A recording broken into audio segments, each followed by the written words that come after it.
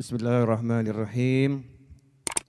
Alhamdulillahirabbil alamin. Allahumma shalli wa sallim ala sayyidina Muhammadin miftahi babi rahmatillah adada ma fi ilmillah salatan wa salaman daimaini bidawami mulkillah wa ala alihi wa sahbihi. Allahumma shalli ala sayyidina Muhammadin salatan taftahu biha lana futuhal arifin wa tufaqihuna biha fid din wa ala alihi wa sahbihi. Allahumma salli ala sayyidina Muhammadin ghina'i faqri wa hayati ruhi wa sururi qalbi wa najati fid dunya wal akhirah. Assalamualaikum warahmatullahi wabarakatuh. Orang yang datang membawa cinta nggak pernah ditolak sama Nabi. Orang datang bawa cinta nggak pernah ditolak sama Nabi Muhammad SAW. Cintanya nggak pernah dinafikan, nggak pernah diabaikan, nggak pernah diignore, diterima.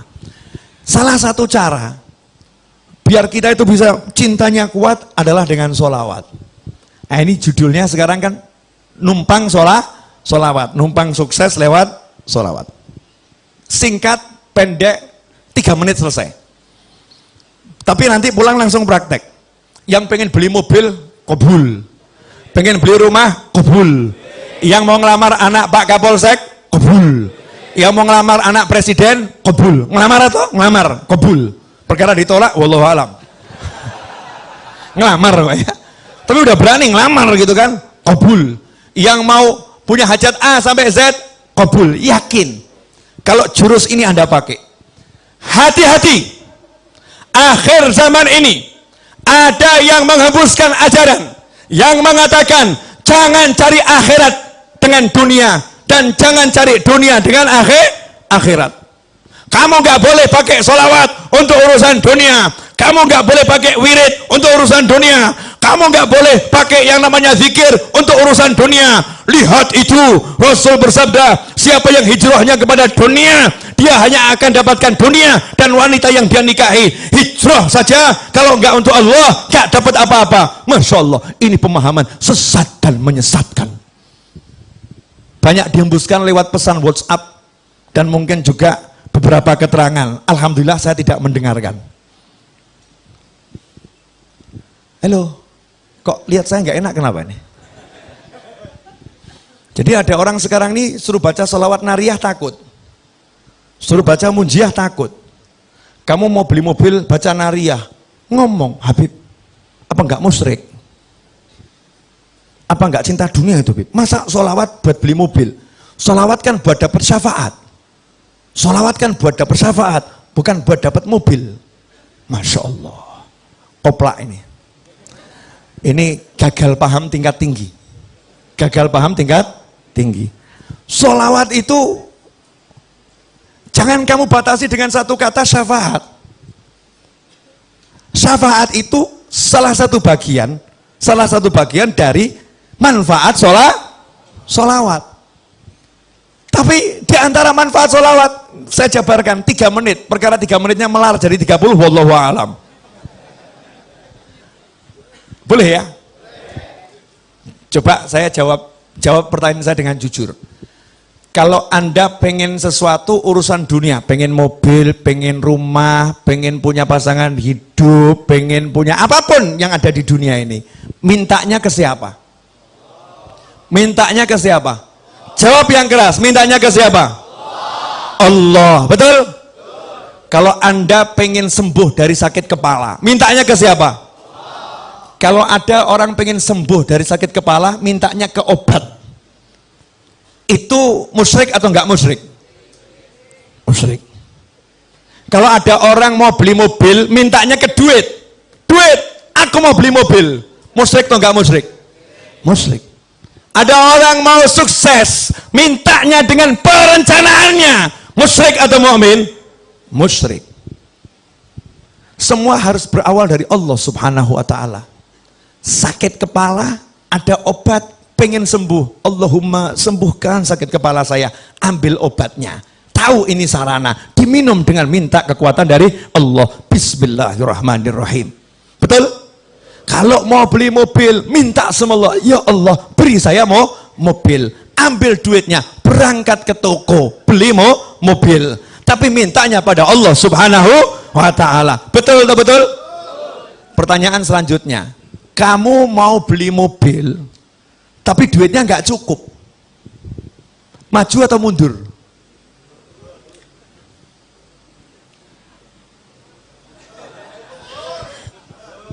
Saya mau tes Anda ini mukmin atau musyrik gitu loh. Kalau kamu mau beli mobil, tapi duitmu nggak cukup, kurang 200 juta, nggak nanggung ya. Lah punyanya berapa? 10.000. Punya 10.000, mau beli mobil harga 200 juta, 10.000. Kurang 200 juta, maju atau mundur? Mintanya ke siapa? Mintanya ke? Suruh minta sama Allah kok mundur? Justru karena kamu nggak punya, kamu minta sama Allah. Bilang sama Allah, ya Allah, ini uang 10.000 ya Allah. 10.000 ini nggak bisa dibuat beli apa-apa. Kalau nggak kamu izinkan beli apa-apa. Tapi kalau engkau izinkan ya Allah, 10.000 ini bisa dapat mobil 200 juta ya Allah. Ya Allah, tolong beri saya mobil yang satu itu ya Allah, harga 200 juta, 10.000 rupiah. Amin. Kantongin. Allahumma mobil. Terus keluar, jalan ke showroom. Istrinya bilang apa? Stres atau normal? Stres. Betul kan? Karena istri yang ngukur, uang 10.000 mau beli mobil. Betul kan ya?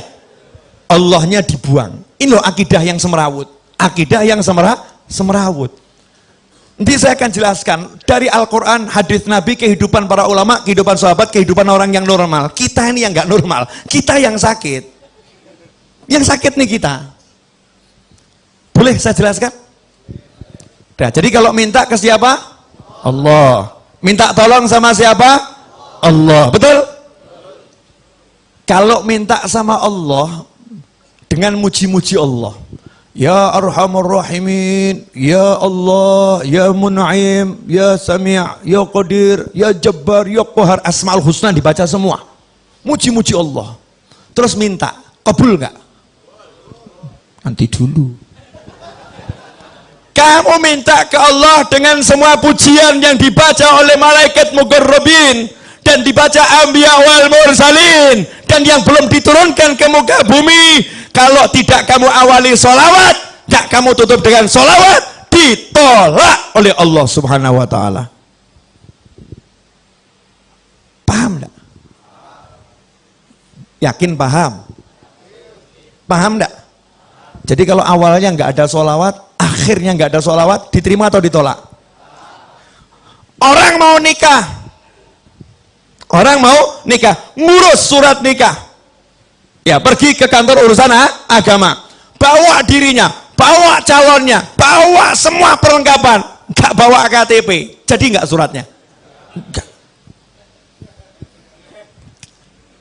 Bawa uang 200 miliar, beli tanah, mau buat perjanjian jual beli, KTP nggak punya, kepake nggak duitnya? Enggak. KTP penuhi dulu, baru nanti dilanjutkan tahap berikutnya. Betul lah, betul. Kamu puji-puji Allah, Allahnya bilang kalau kamu nggak bawa nabiku minggato, silahkan pergi. Dan itu dibuktikan dalam sholat. Sholat dari awal sampai akhir Allah semua. Bahkan Al-Quran, Al-Fatihah, Ummul Kitab. Habis itu kamu baca 30 juz.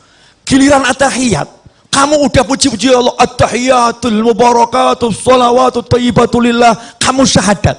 Tapi kamu gak mau sholawat, kamu gak mau sholawat sama Nabi di at-tahiyat akhir. Apa kata Allah? Selesai, batal sholatmu, tidak aku terima. Masya Allah. Berarti sholawat nih penting atau super penting? Lah kok kamu khutbah Jumat, satu masjid nangis, Allah Habibnya luar biasa, blek semaput, Masya Allah Habibnya hebat, Allah pojok blek mati, serangan jantung karena teriak rindu sama Allah, Allah disusul sebelahnya blek mati. Hari itu dalam khutbah Jumat 50 korban nyawa melayang karena rindu sama Allah. Cuman sayang, khotibnya lupa, gak baca sholawat di dalam khutbahnya. Pertanyaan saya, khutbahnya sah atau batal? Sah atau batal? Sholatnya jadinya sah atau batal? Batal. Yang batal khotibnya atau semuanya? Semuanya. Gara-gara ngapain? Melupakan sholawat. Kalau kamu lupakan nabiku, aku tak butuh dirimu. Allahumma sholli wa sallim alaihi. Sholawat. Makanya Habib Kiai guru pinter, cerdas. Santri-santri murid-muridnya diajarin, kalau mau minta sama Allah sholawatin dulu. Betul kan? Sholawatin dulu. Anak Pak Camat, sholawatin bapaknya. Allahumma sholli ala Sayyidina Muhammad. Allahumma sholli ala Sayyidina Muhammad. Bapaknya ajak maulid, diundang buat maulid di rumah. Bapaknya diundang, Pak Camat diundang. Gak paham Pak Camat nih, kalau anaknya lagi dibidik nih. Nawaitunya Allahumma berkat maulid. Allahumma sholli. Terakhir selesai. Makanya doa maulid manapun berjanji, burda, simtuduror, dibak. Doa itu babnya akhir pasti. Enggak di awal. Setelah sholawat baru apa? Doa. Betul? Jadi kalau hajatmu pengen kabul, kamu pengen duit, kamu pengen rumah, mintanya ke siapa? Ke Allah. Pakainya apa? Sholawat. Gak pakai sholawat ditolak sama Allah. Makanya kalau ada orang mengatakan jangan gunakan sholawat untuk mobil, jangan gunakan sholawat untuk motor, jangan gunakan sholawat untuk hajat dunia, maka jawablah, lantas suruh pakai apa? Kalau nggak pakai minta sama Allah, suruh pakai duit, suruh pakai kerja, suruh pakai usaha, suruh mengandalkan ikhtiarnya, melupakan Tuhannya. Ajaran siapa ini? Ini bukan ajaran Nabi Muhammad SAW. Makanya orang yang nggak punya duit kalau udah kenal Allah, kenal Rasulullah, nggak ada yang pesimis, optimis. Nggak punya duit pengen beli mobil, jalan di kampung lenggak-lenggok. Ditanya, kemana? Showroom. Ngapain? Beli mobil. Duitnya ada? Belum. Nah terus proses sholawat. Tahap awal, sholawatin dulu. Sholawatin. Dianggap orang stres. Ini yang normal ini. Yang anggap stres itu yang stres. Bener, gak paham. Nanti akan saya jelaskan. Serius. Yang kedua, dalil tidak terbantahkan. Dan ini yang punya Habib dan Kiai serta murid-murid dan kawannya. Yang lain nggak punya. Cari cek itu, cari di Google nanti. Kalau nggak percaya, di Google kalimat ini pakai bahasa Arab. Ya, satu-satunya amal yang tidak ditolak sama Allah hanyalah sholawat. Yang lain nanti dulu, cek, recheck, tolak, terima, tolak, terima. Kalau sholawat langsung diterima. Meskipun kamu riak, meskipun kamu ujub, tetap diterima. Itu yang namanya sholawat. Habib, Yai, masa bisa sholawat mengalahkan sholat? Nah ini pemikiran gak beres ini. Jadi kalau sholawat bisa mengalahkan sholat, seakan-akan ini sholawat sesuatu yang salah. Nah, sholat itu ibadah, sholat itu ibadah. Kalau ada ibadah yang pahalanya memang secara khusus bisa lebih besar dari ibadah yang lain kan ya luar biasa. Dan yang namanya sholat itu bagiannya adalah sholawat. Paham? Jadi kalau nggak ada sholawat tidak ada sholat. Ini harus dipahami. Sabar, pelan-pelan, step by step, biar tidak gagal paham ya. Ayatnya, Innallaha wa malaikatahu yusalluna 'alan nabi ya ayyuhalladzina amanu sallu 'alaihi wa sallimu taslima. Allahumma shalli wa sallim wa barik alaihi. Setiap mau mulai maulid dibaca enggak ini? Dibaca kan? Ayat ini dibaca. Coba diterjemahkan. Inna, sesungguhnya, innallaha, Allah bersolawat kepada Nabi, wa malaikatahu, dan malaikat-malaikat Allah bersolawat kepada Nabi. Hai orang-orang yang beriman. Siapa yang manggil? Allah. Allah manggil siapa? Alladzina amanu. Siapa yang beriman? Anda beriman, saya beriman, kita beriman. Kita dipanggil oleh Allah Subhanahu wa ta'ala. Ya ayyuhalladzina amanu sallu alaihi wa sallimu taslima. Allahumma salli wa sallim alaihi. Hei orang-orang beriman, kalian semua tanpa terkecuali salawat dan salam kepada Nabi yang banyak dan yang baik. Betul, betul? Ayat ini turun kepada sahabat. Sahabat orang yang paling paham bahasa Arab. Sahabat orang yang paling paham bahasa Arab. Makanya jangan belajar Al-Quran dari terjemahan. Gak pernah sampai nanti. Belajar Al-Quran dari ulama. Gak bisa dari terjemahan. Subhanallah. Nanya sama Nabi sahabat, amma salam qad arafna. Kalau salam kami udah tahu ya Rasulullah caranya. Assalamualaikum. Tahu salam. Wa kaifa nusalli alaik. Tapi kalau salam kaifa. Mas sholah sama kaifa sholah itu beda. Kalau mas sholah, apa itu sholawat? Bentuknya apa? Bentuk. Bentuk. Tapi kalau kaifa itu bagaimana caranya bersolawat. Paham? Sahabat tidak pernah mempertanyakan bacaan solawat. Yang ditanyakan sahabat caranya bersolawat. Antara cara sama bacaan itu dua hal yang jauh berbeda. Sahabat nanya kaifa nusalli alaik. Jawaban Nabi apa? Qulu. Caranya kamu cukup mengucapkan Allahumma sholli ala Sayyidina Muhammadin wa ala ali Sayyidina Muhammad. Allahumma sholli wa sallim alaihi. Bukan bentuknya. Kalau bentuknya macam-macam. Ada sholawat Ibrahimiyah, ya. Ada sholawat yang untuk keluarga Rasulullah. Ada sholawatnya sahabat, ya. Ada sholawatnya tabi'in. Ada sholawat Nabi yang diajarkan ulama di dalam mimpi. Macam-macam. Ada sholawat yang dikarang oleh para ulama. Bentuknya bebas. Bentuknya bebas. Caranya ini yang benar. Apa caranya? Ucapkanlah Allahumma sholli. Ya Allah, tolong kamu bersolawat. Solawat itu artinya doa. Makanya ketika sahabat diperintahkan bersolawat dalam Al-Quran, sahabat bingung. Doakan Nabi, doakan Nabi. Ucapkan salam untuk Nabi, doakan Nabi. Maka sahabat nanya sama Nabi, cara doakan Nabi gimana? Karena Nabi udah dapat semuanya. Gimana mendoakan? Maka sama Nabi diajarin. Kamu bilang saja sama Allah, ya Allah, tolong kamu yang doakan Nabi. Allahumma sholli. Ya Allah, tolong kamu yang bersolawat sama Nabi. Ya Allah, tolong kamu yang bersolawat kepada keluarga Nabi Muhammad SAW. Dah, sekarang dicek dulu, cek. Pemahamannya udah nyampe belum? Yang merintah siapa? Yang dapat perintah siapa? Mukmin, betul? Allah merintah kita untuk ngapa? Solawat. Solawat kepada siapa? Kepada Nabi Muhammad SAW. Nabi ngajarin kita bagaimana? Minta saja sama Allah. Allahumma sholli. Ya Allah, tolong kamu solawat sama Nabi, betul? Ya Allah, tolong kamu solawat sama Nabi. Maka Allah jawab, innallaha wa malaikatahu yusalluna ala nabi. Allah dan malaikat udah terus-terusan selalu solawat sama Nabi. Kalian yang solawat sama Nabi. Kita jawab lagi, ya Allah, kamu saja yang solawat sama Nabi. Allahumma sholli ala Sayyidina Muhammad. Ya Allah, tolong kamu saja yang solawat sama Nabi. Allahnya jawab, innallaha wa malaikatahu yusalluna ala nabi. Ya ayyuhalladzina amanu sallu alaihi wa sallimu taslima. Kita diajari Nabi, kembalikan ke Allah, kembalikan ke Allah. Ya Allah, tolong kamu saja yang salawat ke Nabi. Allahnya bilang, aku udah salawat sama Nabi dan terus salawat sama Nabi. Malaikatku salawat sama Nabi terus. Giliran kalian salawat sama Nabi. Kita jawab, Allahumma, ya Allah, tolong kamu yang salawat sama Nabi. Pertanyaan saya, sejak kapan kamu pernah bersolawat?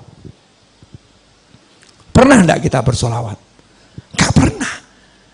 Yang ada itu kita meminta agar Allah bersolawat kepada Nabi.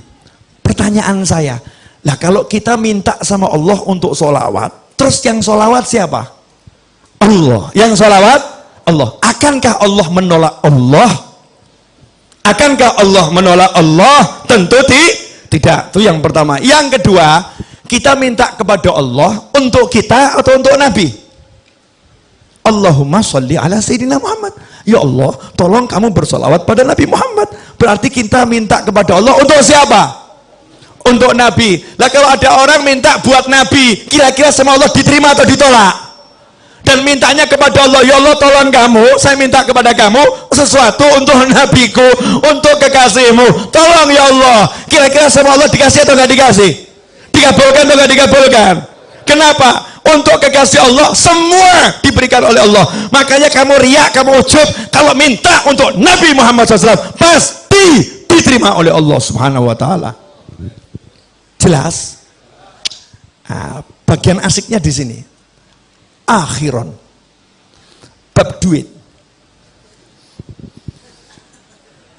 Ini sebetulnya rahasia para wali, nggak boleh di-share seharusnya. Cuman malam hari ini dan bulan ini bagusnya di-share, karena di Indonesia lagi banyak orang pusing. Harus dikasih ilmunya biar nggak pusing semua, biar pusingnya terarah, terarah. Begini loh. Masih ingat cerita Nabi Muhammad SAW ketika menceritakan dahulu di zaman Nabi-Nabi terdahulu ada 3 orang yang berteduh di dalam sebuah gua, kemudian ada batu yang jatuh dari atas menutup mulut gua. Ingat kisah itu? Kemudian mereka berusaha mendorong batu yang besar itu, mendorong batu yang besar. Ternyata batunya tidak bergerak, betul? Jangan dilanjutkan dulu ceritanya. Batu besar didorong, nggak bergerak. Seharusnya ini urusannya dorong atau traktor? Traktor, betul ya? Urusan batu ini kan urusan traktor, paham? Kamu mau beli mobil, duit nggak cukup, uang nggak cukup. Seharusnya urusannya apa nih? Ngutang ya? Minta tolong sama orang, ditambahin duitnya, betul? Tapi ngutang siapa yang mau ngasih? Nggak ada yang mau ngasih.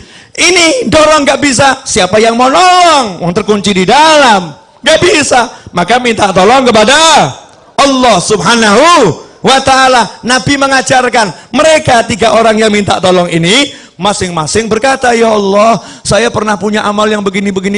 Kalau amal itu kamu terima ya Allah, tolong geser batu ini, betul? Maka bergeser batu sedikit. Yang kedua ngomong yang sama, bergeser batu sedikit. Yang ketiga ngomong yang sama, bergeser batu sedikit. Akhirnya cukup untuk lewat 1 orang, 1 demi 1 keluar. Artinya batu yang menutup tergeser, hajat terkabul, karena ketiga-tiganya bertawassul dengan amal yang diterima oleh Allah Subhanahu wa Ta'ala. Itu untuk nabi-nabi terdahulu. Untuk kamu, Rasulmu udah ajarin. Jangan yang nabi terdahulu, Nabi Muhammad SAW. Ada satu amalan yang tidak mungkin ditolak. Apa namanya tadi? Sholawat. Makanya pinternya Habib sama Kiai. Sengaja saya terus sebut Habib sama Kiai, biar Indonesia paham ilmunya Habib dan ilmunya Kiai, ilmunya Habib dan ilmunya guru. Mereka orang-orang yang luar biasa, meskipun penampilannya biasa-biasa saja. Meskipun penampilannya mungkin baju takwa nggak jelas, mungkin sandal aja warnanya beda. Ya, sandal warnanya beda, nyantai. Mungkin kalau dilihat orang ini orang nggak jelas, tapi ilmunya luar biasa. Rumahnya mungkin reot, reot. Coba perhatikan.